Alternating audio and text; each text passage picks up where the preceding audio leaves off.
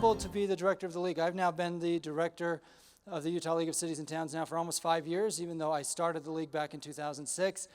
I ask this question every year when I do the State of the League, and every year there are fewer and fewer hands. But how many people remember when I started the league in 2006? Yeah, actually there's still quite a few. Okay, that makes me feel a little bit better because I don't feel old enough to be the institutional knowledge, and yet every year there's less and less institutional knowledge. A couple days ago, when the governor was here, he spoke about the state flag. And he talked about how the state flag is a symbol for the state, and then he referenced about Utah and BYU shirts at Disneyland and the like. Well, when I think about the state symbol, this is something we actually talked about back in April. I think about the Jazz, right? Utah fans, BYU fans, right? He didn't bring that up. I was flabbergasted he didn't bring it up because he always talks about it on Twitter. But the Jazz usually unite us. I say usually because when I was on this stage back in the spring, little did I know that in the upcoming months, after I made some bold predictions about the Jazz and we talked about Jazz jerseys, that Snyder would be gone, they'd trade Rudy, they'd trade Donovan, and then they would pick that. And I'm not talking about Jordan Clarkson. I mean, he's probably the only guy I still recognize on the team, but they picked that jersey. And that's from somebody who has the Jazz owner has a background in survey work and gathering public opinion, but that, that's what they picked. I think, can we all agree in this room that we've seen junior Jazz jerseys that are better than that? Like, for example, that?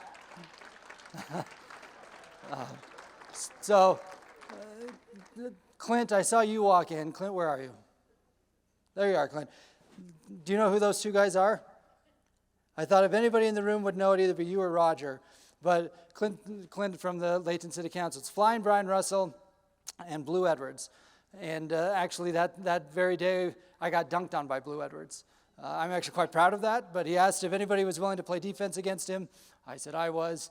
He juked me one way and dunked on me the other. It was good preparation for life in politics. But I think we can all agree that we love junior Jazz jerseys. We're not so sold on the new Jazz logos. But the reason I bring it up is when we think about the state flag and the effort underway over the last few months, I applaud state leaders for their efforts to gather feedback from the public and talk about the symbolism and seek a flag that will bring us together. Because in many ways, what they've been doing through the course of the state flag process is what you do every day at City Hall. You listen to residents, you plan your communities, you're thinking long-term about how to unite your communities. So in many ways, what they're doing at the state flag is what you do every day.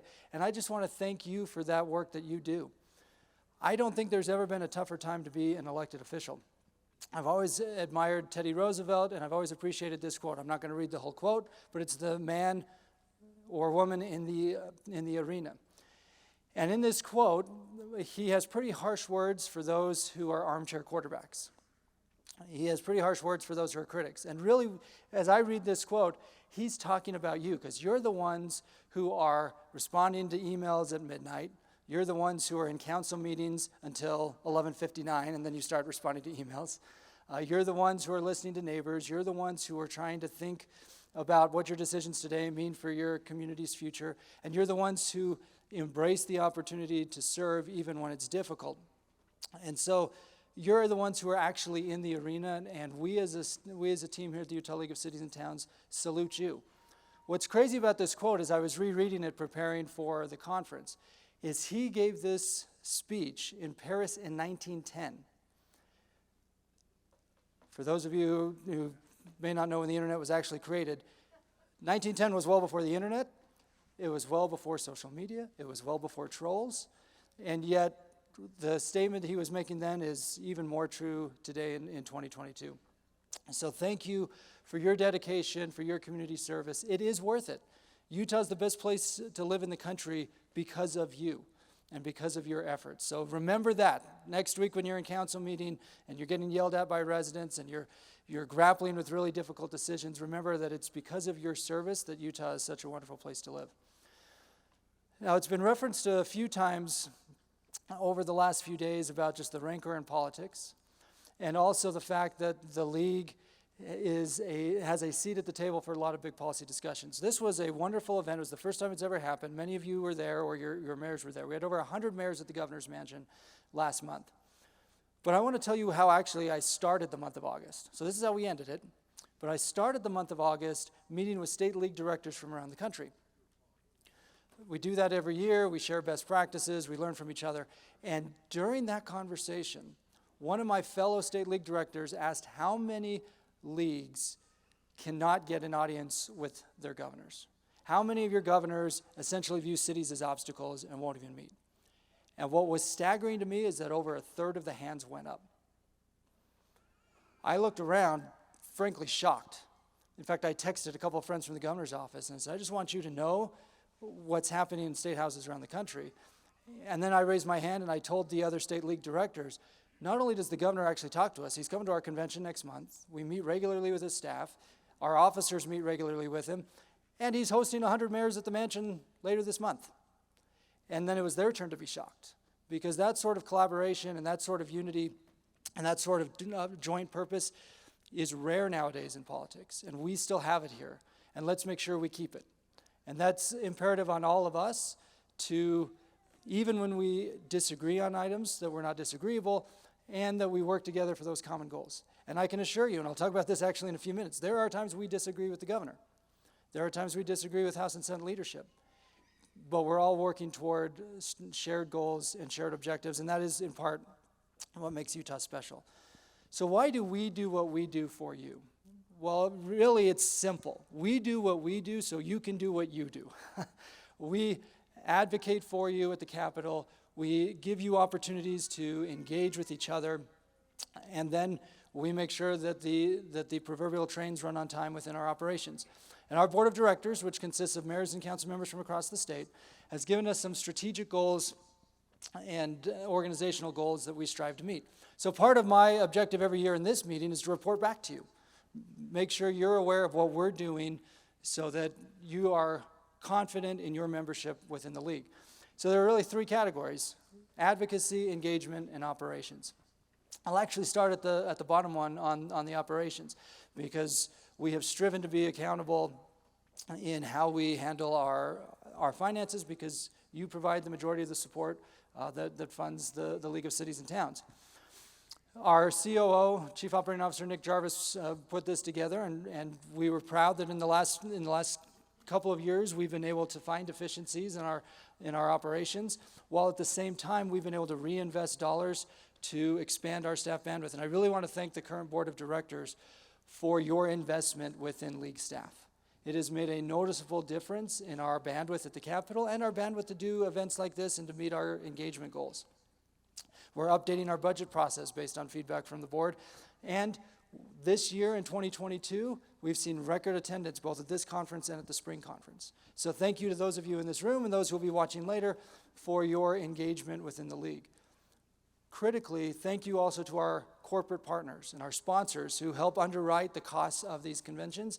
And we actually set a record this year for the amount of sponsor revenue that we've ever had before, and kudos to my team for building those partnerships. And here's to the sponsors. Yes, thank you, Mayor.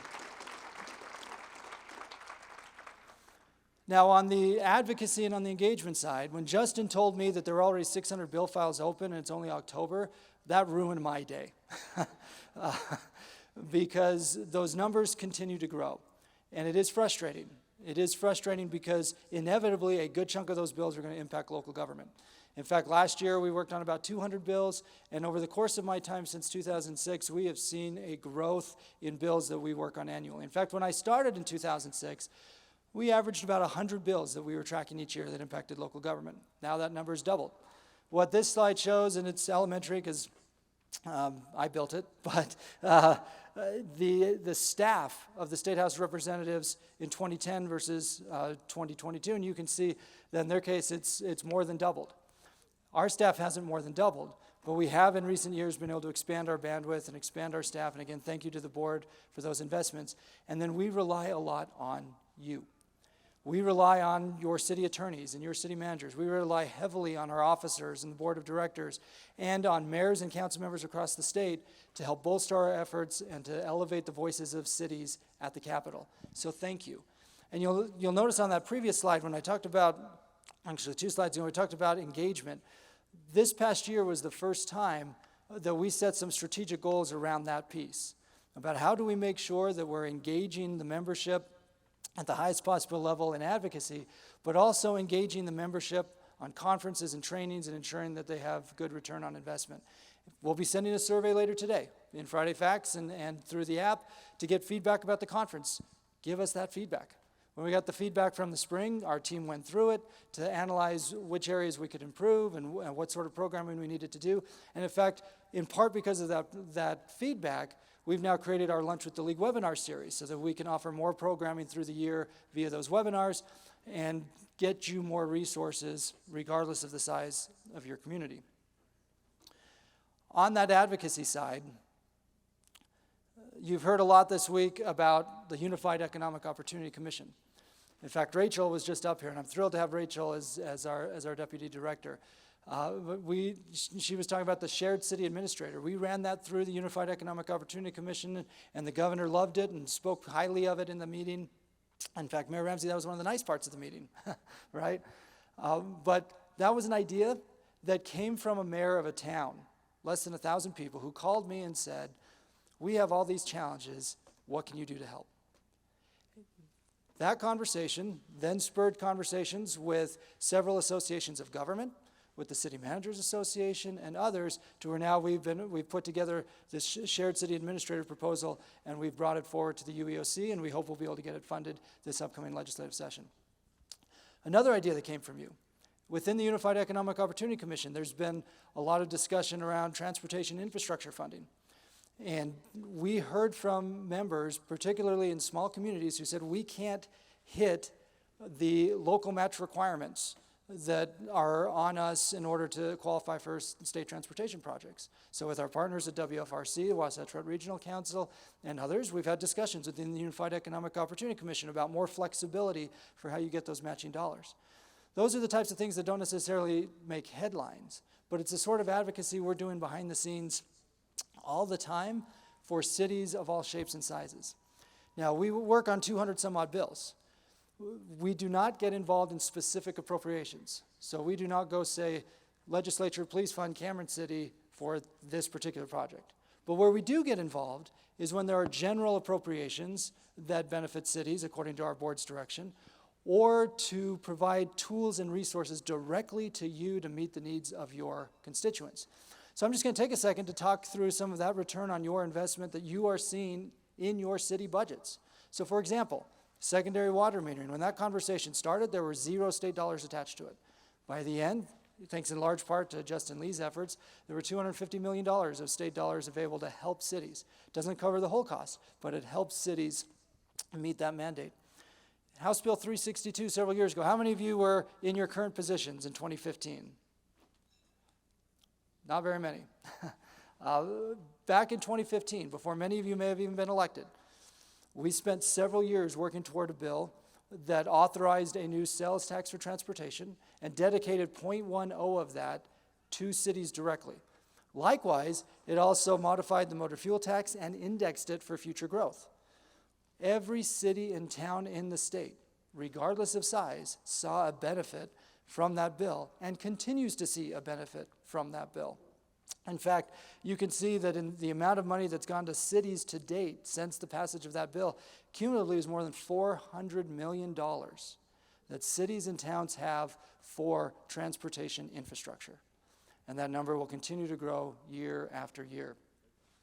I mentioned it on stage yesterday, but when the legislature got their ARPA dollars, we partnered with them to secure matching grants for cities and towns, and we also partnered with them on the CARES Act, where cities and towns under congressional decree received exactly $0 statutorily from the CARES Act.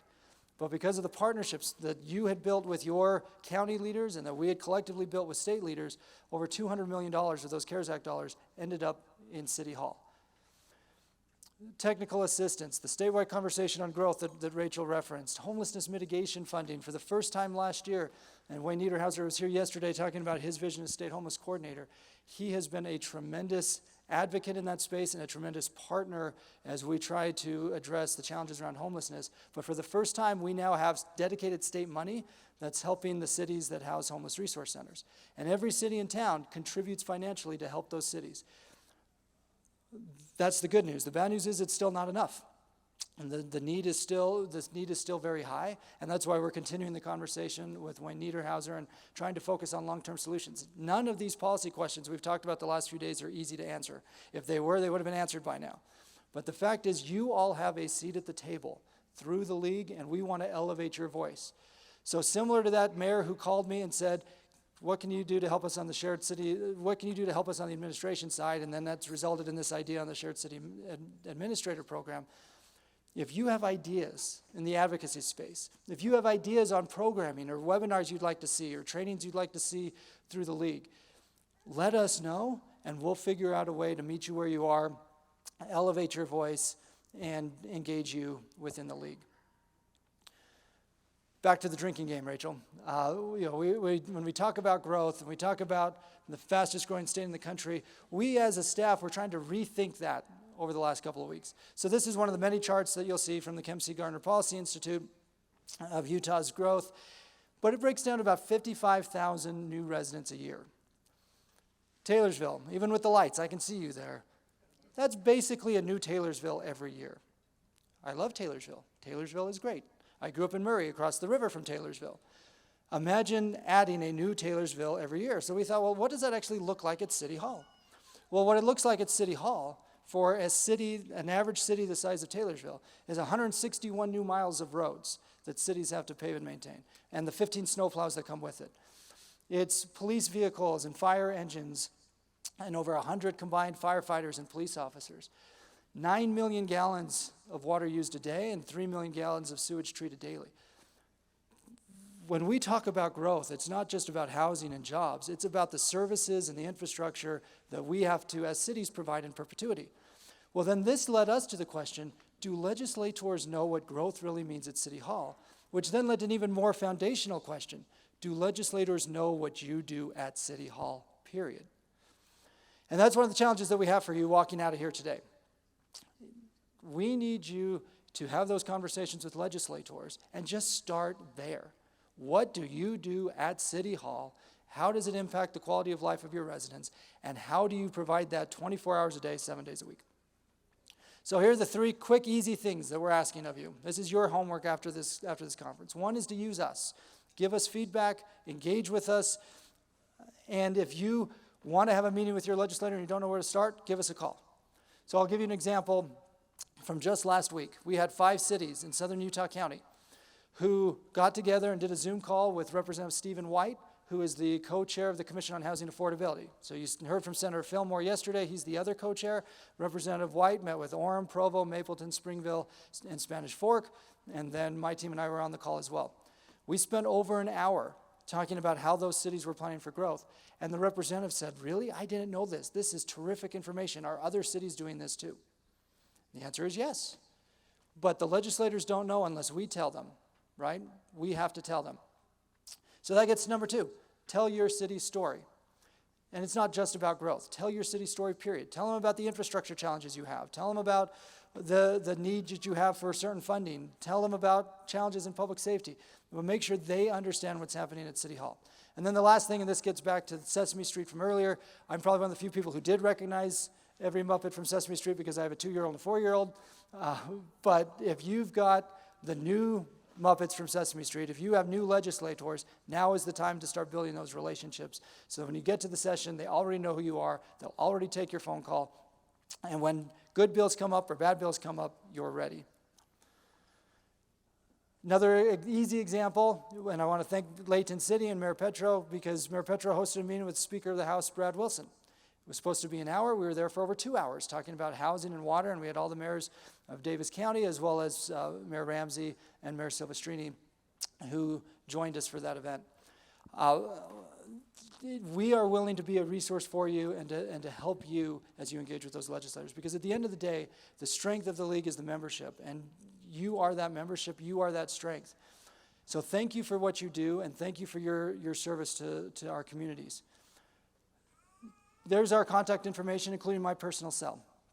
So please reach out at any time. Those are our executive team members, and then some key upcoming dates. But you truly are the strength of the league.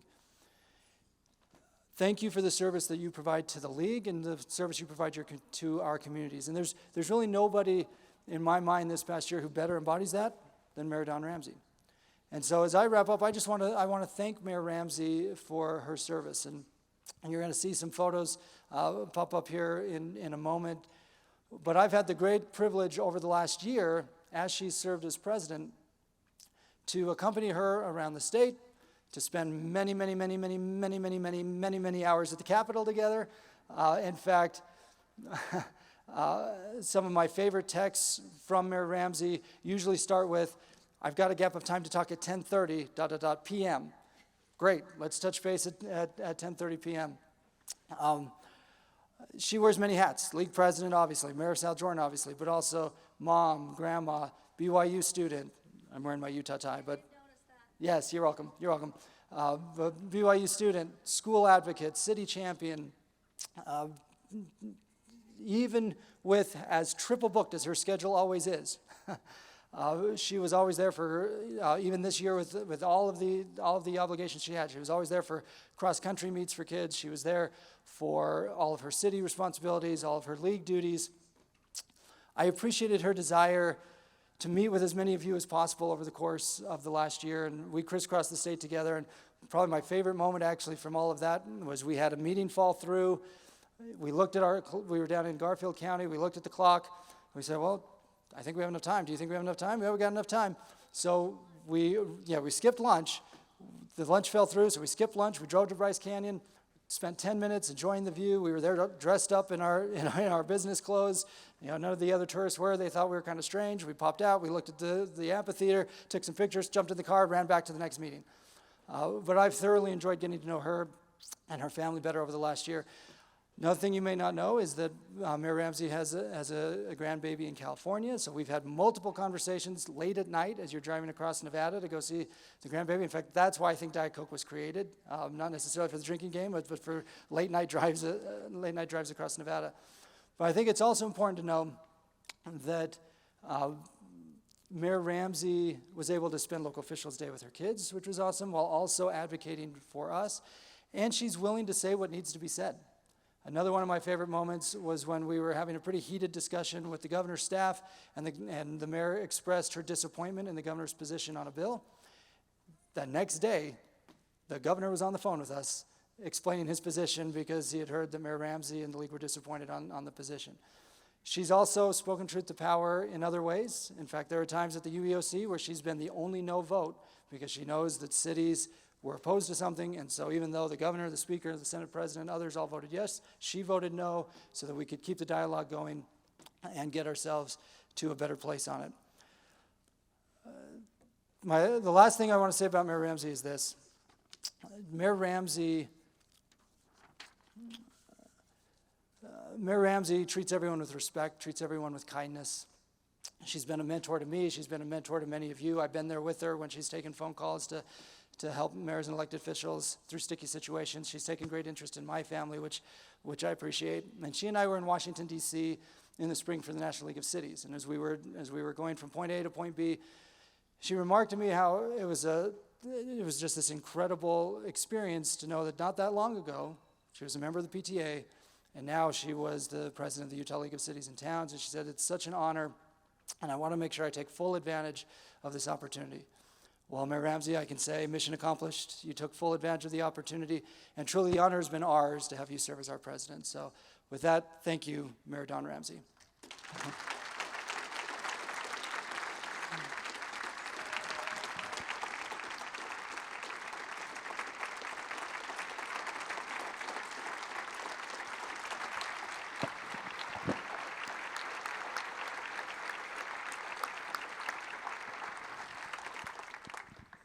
Because of people like Mayor Ramsey, because of people like Mayor Silvestrini, who I'm excited to have serve as president and who has already dedicated considerable time and effort on behalf of the league, and thank you for the time to date, and thank you for the time to come, and Leslie, thanks in advance for sharing him with us over the next year. Thanks to Mayor Kafusi, Mayor Caldwell, the league board, all of you in this room, I am proud to stand up here and say, because of you, the state of the league is strong. So thank you very much.